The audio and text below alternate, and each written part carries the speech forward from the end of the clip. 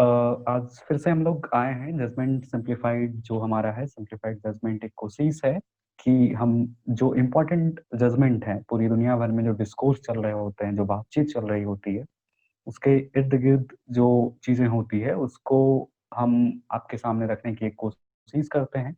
आसान भाषा में समझाने की कोशिश करते हैं। आप सभी जानते हैं कि अमेरिका में चुनाव हो रहे हैं और अभी अभी जब मैं रिकॉर्ड कर रहा हूँ तो ये खबर आई है कि जो बिडेन CNN ने इस खबर को ब्रेक किया है। अमेरिका के 46वें राष्ट्रपति होंगे, उनके साथ ही होंगी भारत की कमला हैरिस, जो वहाँ पे वो भारतीय मूल की हैं और वहाँ पे उपराष्ट्रपति के पद पे आसीन होंगी। तो हम आज समझेंगे इस वीडियो में कि क्या होगा अगर ट्रम्प इसे सुप्रीम कोर्ट में चैलेंज करते हैं तो। इससे पहले 2000 में ये चीज़ बुश और अल गोरे के बीच हुई थी। उस जजमेंट को समझाएँगे हमेशा की तरह पिछले वीडियो में हमारे साथी सौम्या सिंह जो एडिटोरियल इंचार्ज हैं, मीडिया हेड भी हैं और पिछले भी वीडियो में उन्होंने बहुत अच्छे से समझाया था हमें कि शाहीन बाग का जजमेंट और उसके क्या ब्रॉडर पर्सपेक्टिव है। उसके काफ़ी व्यूज़ गए हैं 1 दिन के भीतर ही, उसके लिए मैं धन्यवाद भी करता हूँ व्यूअर्स का। तो आज हम बात करेंगे बुश वर्सेस गोरे के ऊपर, लेकिन बुश वर्सेस गोरे के ऊपर बात करने से पहले आज हम डिस्कस करेंगे एक मैं और सौम्या मिलकर डिस्कस करेंगे कि जो अमेरिकन इलेक्शन है उसकी प्रोसेस क्या होती है, पोस्टल बैलेट की समस्या क्या है और उसके बाद यूएस कॉन्स्टिट्यूशन में अमेरिकी संविधान में क्या प्रोसेस है कोर्ट के ऊपर, क्या क्या अधिकार है कोर्ट को डिस्कस करने का। और फिर हम दूसरे सेगमेंट में जाके इस बात की चर्चा करेंगे कि जो बुश वर्सेस कोरे का जजमेंट है, उस जजमेंट में क्या इम्पोर्टेंट चीज़ है जो अभी के कॉन्टेक्स्ट में, वर्तमान की परिस्थिति में इम्पोर्टेंट हो सकता है।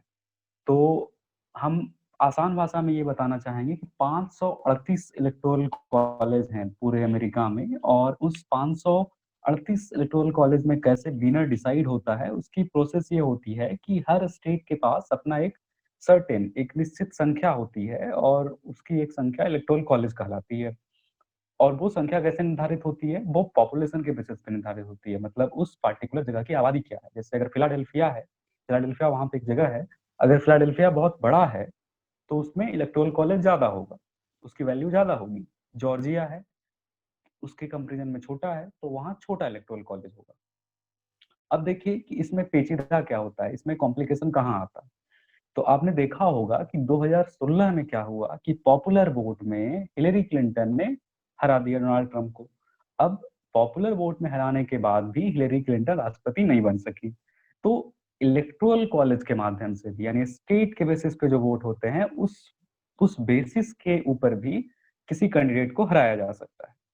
अब है कि ये कैसे होता है? ये ऐसे होता है कि हर इलेक्शन जो है मतलब यूएस में इलेक्शन को सुपरवाइज करने के 3 तरीके। एक तो है फेडरल लेवल पे, एक है स्टेट लेवल पे, एक है लोकल लेवल पे। लेकिन इन तीनों ने वहाँ पे फेडरल स्टेट यानी जो फेडरलिज्म है वो बहुत हाई लेवल का है। हमारे यहाँ के राज्यों को ये अधिकार नहीं है कि आप जो है भारत में ये अधिकार राज्यों को नहीं है कि आप इलेक्शन को कंडक्ट करा सकते हैं। ये सिर्फ इसकी एक बॉडी है, तो संविधान में अनुच्छेद 324 है जो कहता है कि भारत में एक निर्वाचन आयोग होगा और निर्वाचन आयोग ही भारत में सारे चुनाव कराते हैं। अभी बिहार में चुनाव हो रहे हैं और बिहार में आपने देखा होगा कि भारत का जो निर्वाचन आयोग है वो तिथि जारी करता है, वो बकायदा 3 फेज में इस बार इलेक्शन हुआ वहाँ पे। लेकिन यूएस में क्या होता है, प्रत्येक राज्यों के पास ये अधिकार है। Every state has its own area to decide how to conduct the elections. जैसे जॉर्जिया है तो वो अपने तरीके से चुनाव कराएगा, फिलाडेल्फिया अपने तरीके से चुनाव कराएगा और इन सब को कंडक्ट करने का, रेगुलेट करने का स्टेट को ही अधिकार होता है। तो इस तरीके से होता है। और स्टेट लेवल के ऊपर भी अगर कोई जीत जाता है और नेशनल लेवल के ऊपर तो इसको मिला करके इलेक्टोरल कॉलेज बनता है। यानी स्टेट लेवल के इलेक्शन और पॉपुलर वोट इन दोनों मिल करके ही एक पूरा 538 इलेक्टोरल कॉलेज बनते हैं। अब जीतने के लिए 270 इलेक्टोरल कॉलेज चाहिए होते हैं। जो हमारे यहाँ कहते हैं ना कि जादुई आंकड़ा क्या है, तो अमेरिका में जो जादुई आंकड़ा है वो 270 है। अब हम बात करते हैं कि पोस्टल बैलेट की समस्या क्या है। तो पोस्टल बैलेट ऐसा नहीं है, सौम्या आप भी जानती होंगी ये पोस्टल बैलेट भारत में भी है। पोस्टल बैलेट जिसको हम डाक मतपत्र कहते हैं, वो भारत में भी है, लेकिन भारत में बहुत सीमित स्तर पे है। भारत में सीमित स्तर पे इस सेंस में है, जैसे मैं समझाता हूँ कि आर्मी में, नेवी में या arm forces member of the arm police forces, जो राज्य के बाहर आर्मी के जवान होते हैं, उनको भी ये पोस्टल बैलेट डाक मतपत्र की से जो वोटिंग की प्रणाली है, जो सिस्टम है, उसमें वोट देने का अधिकार है। गवर्नमेंट एम्प्लॉय जो बाहर होते हैं, जैसे हमारे देश के एम्बेसडर अलग-अलग देशों में होते हैं, उनको भी अधिकार है कि वो भारत में पोस्टल बैलेट से अच्छी बात ये है कि 2018 में भारत के संसद में एक बिल आता है और वो कहता है कि एनआरआई को भी हमें पोस्टल बैलेट के माध्यम से वोट देने का अधिकार देना चाहिए। वो एक डिबेटेबल इश्यू है। हाल के वर्षों में आपने देखा होगा कि कोरोना काल में, कोरोना के दौर में कोविड-19 का फेज़ आया, उस फेज़ में एक लगातार ये बात चली आई कि माइग्रेंट्स को भी अधिकार मिलना चाहिए, है ना? माइग्रेंट को अधिकार देने का ये आया कि उनको पॉलिटिकली एम्पावर करना है ना? जैसे अगर मान लीजिए कि मैं अगर उत्तर प्रदेश का हूँ या मैं अगर बिहार का हूँ या मैं राजस्थान में रह रहा हूँ, तो मुझे भी ये अधिकार होना चाहिए कि बिहार में चल रहे इलेक्शन को हम राजस्थान से वोट कर सकें।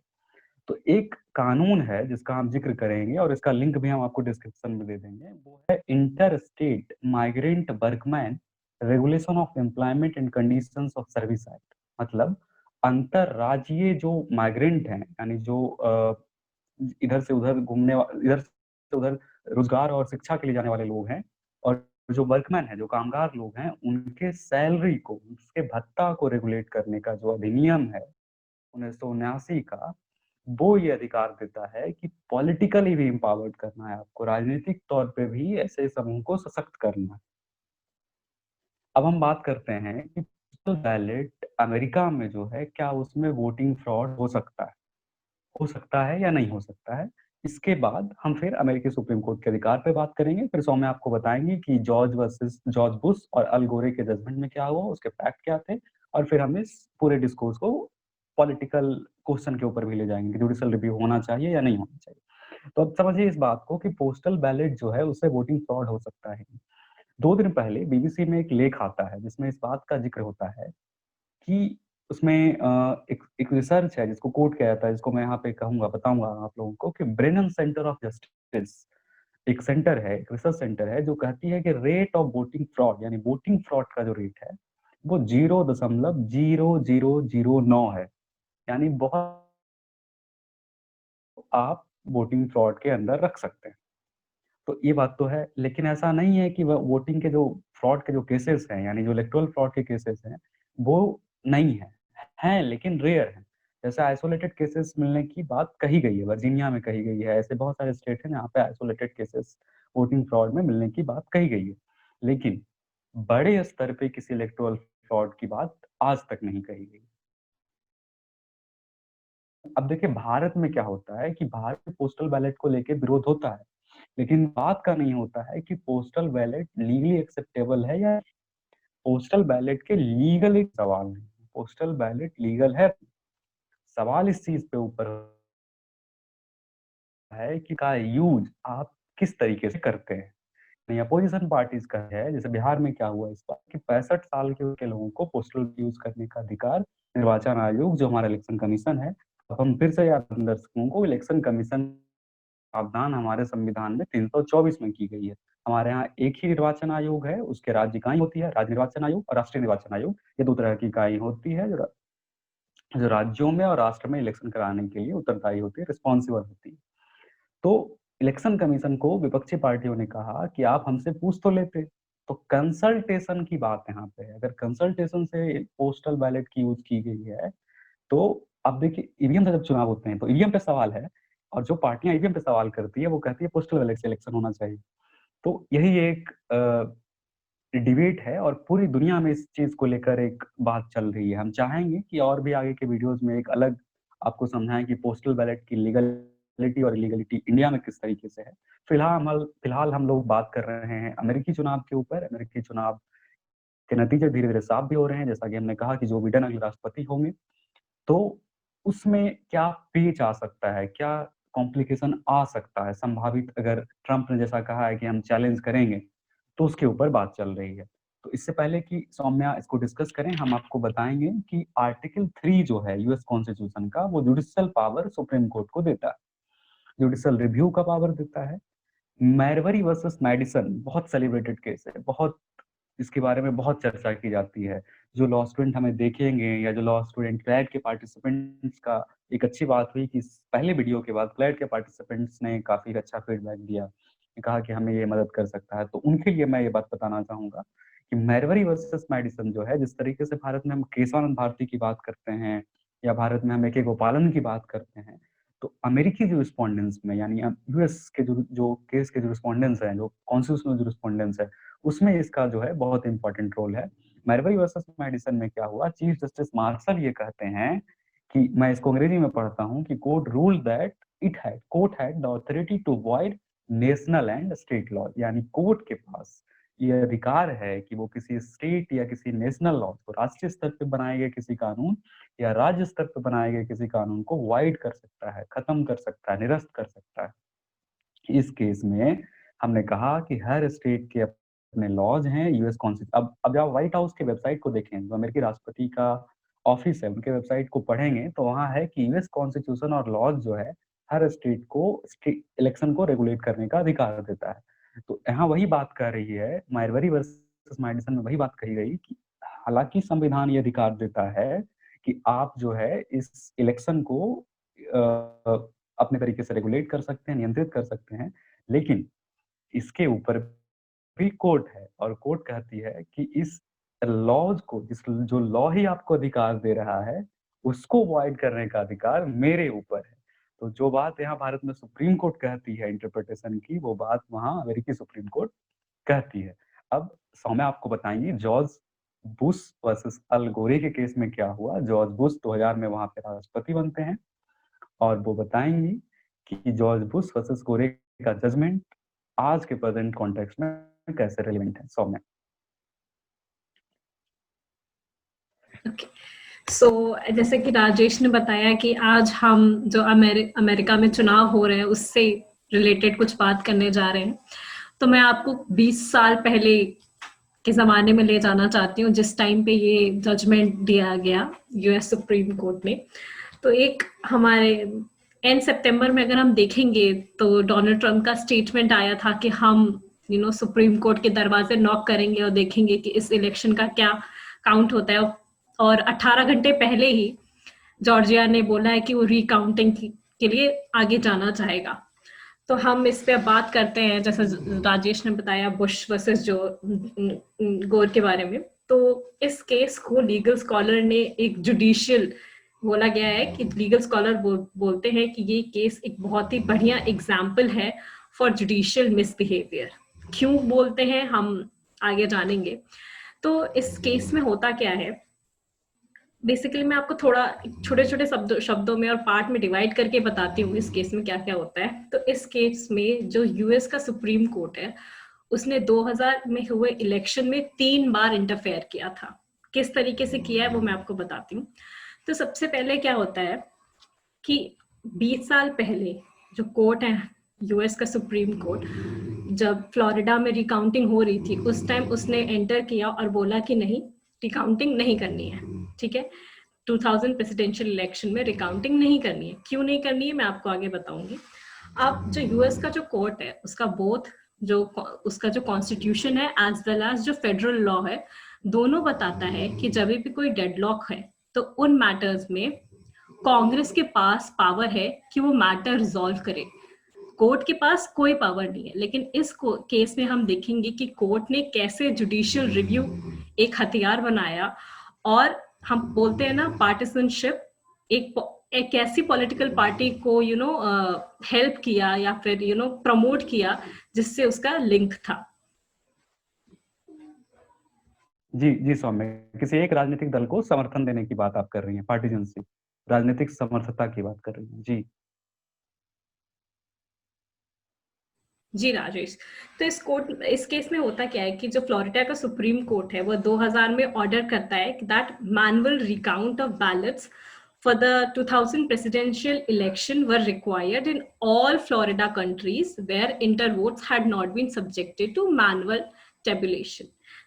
तो कोर्ट ये एक्सप्लेन करता है that there could be no question that there were uncounted legal votes, that is those in which there was a clear indication of the votes of the voters' intent. sufficient to place the result of the election in doubt. सो इस बात पे क्या होता है, जो petitioner होते हैं, जो हमारे पेटिशनर कौन है, रिपब्लिकन कैंडिडेट का प्रेसिडेंट एंड वाइस प्रेसिडेंट, ये एक इमरजेंसी एप्लीकेशन फाइल करते हैं। तो सुप्रीम कोर्ट पहले तो यही बोलते हैं, जो फ्लोरिडा का जो सुप्रीम कोर्ट है, तो पहले मैंने जैसे आपको बताया कि वो इसका 3 प्रोसेस मैंने बताया ना कि 3 प्रोसेस में जो 3 बार इंटरवीन किया गया सुप्रीम कोर्ट ने। तो पहले सुप्रीम कोर्ट क्या करता है, जब लीगल आर्ग्यूमेंट सुप्रीम कोर्ट के सामने चलते हैं तो सुप्रीम कोर्ट लेटर रियलाइज करता है कि ओह ये तो बड़ी एम्बैरेसिंग सिचुएशन है, क्योंकि जो सर्टिफिकेट्स होते हैं वो ऑलरेडी इशू हो चुके थे, और दूसरा कि 5:4 जजमेंट था, तो there were various ideological differences among the जजेस। तो उन्हें रियलाइज हुआ कि नहीं, अगर हम ये यूनानिमस जजमेंट नहीं देंगे तो it will be a shame upon us. तो सुप्रीम कोर्ट ने फ्लोरिडा कोर्ट को बोला कि ये मैटर हम आपको देते हैं, आप डिस्कस करें, आप बताएं कि आप क्या करेंगे।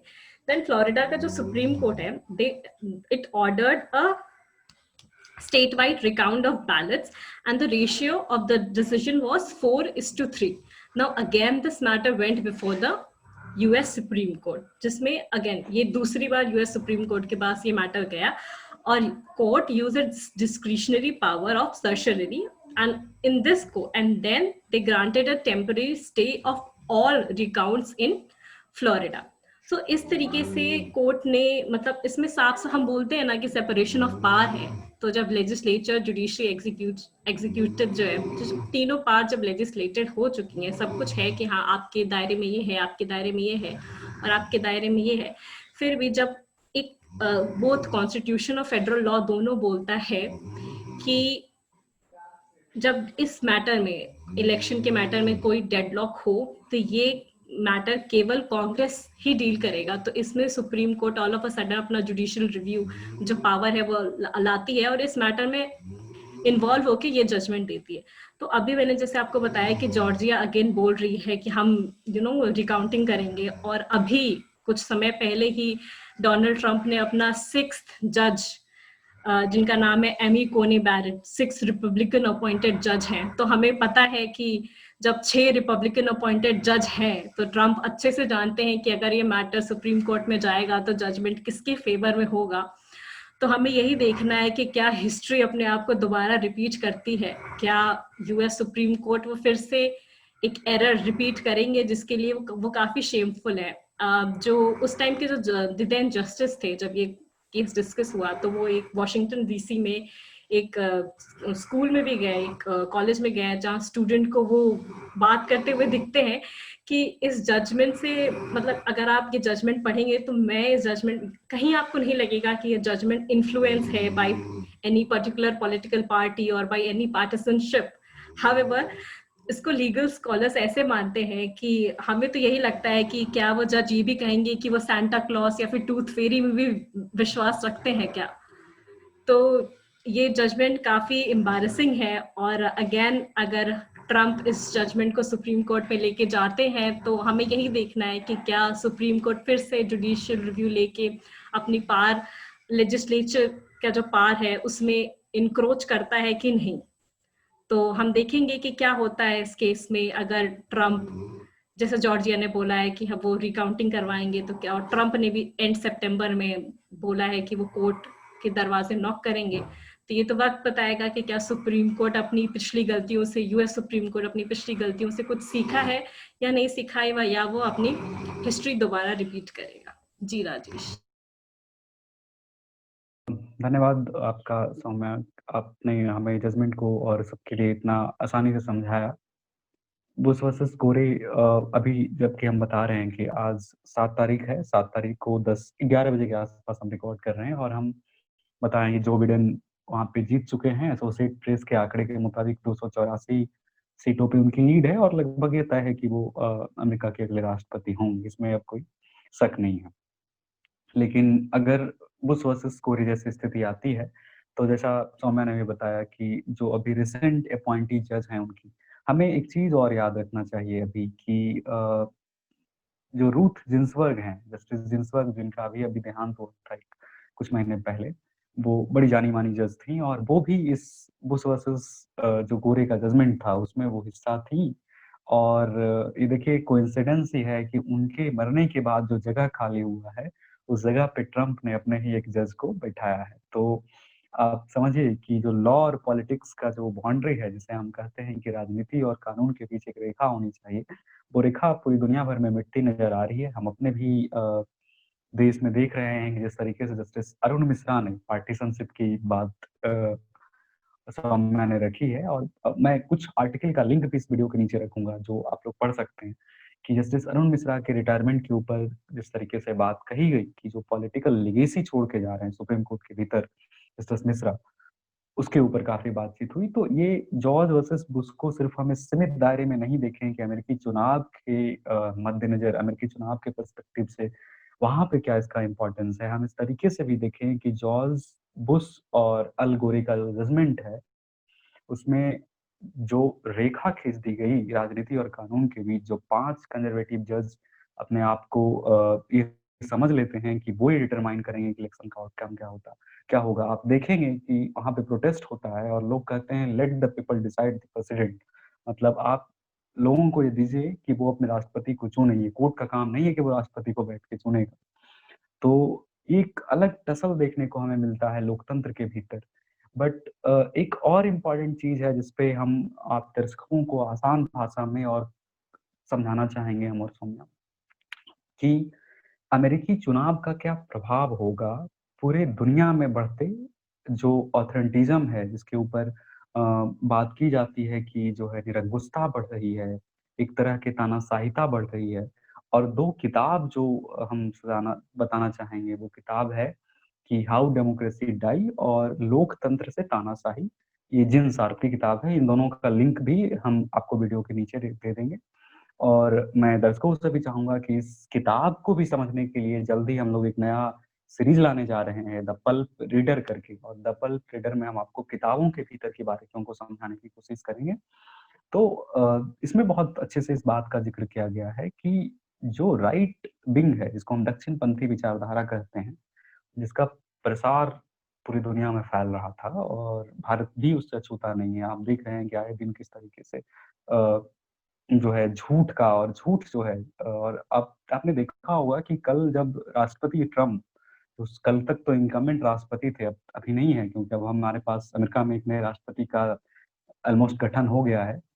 उन्होंने झूठ बोला और 17 अपने 16 मिनट के भाषण में लगभग 16-17 बार उन्होंने झूठ बोला और उन सब उस पूरे दौरान, उस पूरे स्पीच के दौरान सेंसर कर दिया गया।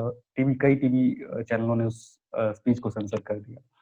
तो हम इस तरीके से भी समझते हैं कि अमेरिकी चुनाव का फैसला अगर कोर्ट में फिर से जाता है और बुश वर्सेस कोरी जैसी स्थिति आती है और जैसा कि हम देख रहे हैं कि अमेरिका में जो जज हैं वो इंडिपेंडेंट नहीं होते हैं। वहाँ 2 तरह के जजेस, उनके जजेस के भी कैटेगरी हैं, डेमोक्रेट्स जज और रिपब्लिकन जज। हमारे यहाँ जैसा नहीं है कि यहाँ आपको पता ही नहीं है कि कौन-सा जज, हालाँकि हम जजमेंट से ये पता करते हैं कि कौन-सा जज बहुत लिबरल है, राइट ओरिएंटेड है और कौन-सा जज कंज़र्वेटिव है।